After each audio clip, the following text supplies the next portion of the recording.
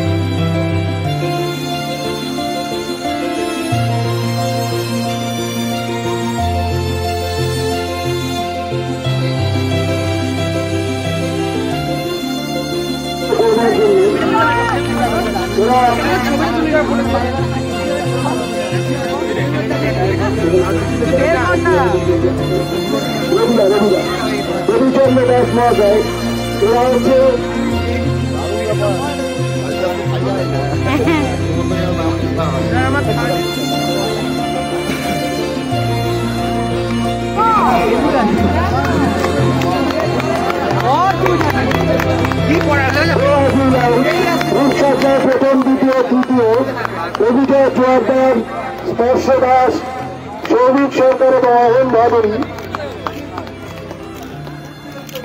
আমাদের এখানে অভিজয় প্রথমে হচ্ছে লেডি জাস্টিসের ভূমিকায় অভিনয় করে রূপসজ্জা করে, স্পর্শ হচ্ছে বাউলের ভূমিকায় রূপসজ্জা করে, আর অহন ও সৌভিক এরা একজন স্বামী বিবেকানন্দ এবং একজন ডাক্তারের ভূমিকায় তার রূপসজ্জায় তৃতীয় স্থান লাভ করেছে, যুগ্ম তৃতীয়। এদেরকে পুরস্কৃত করলেন বিদ্যালয়ের শিক্ষাকর্মী মাননীয় শ্রী রবিচন্দ্র দাস মহাশয়।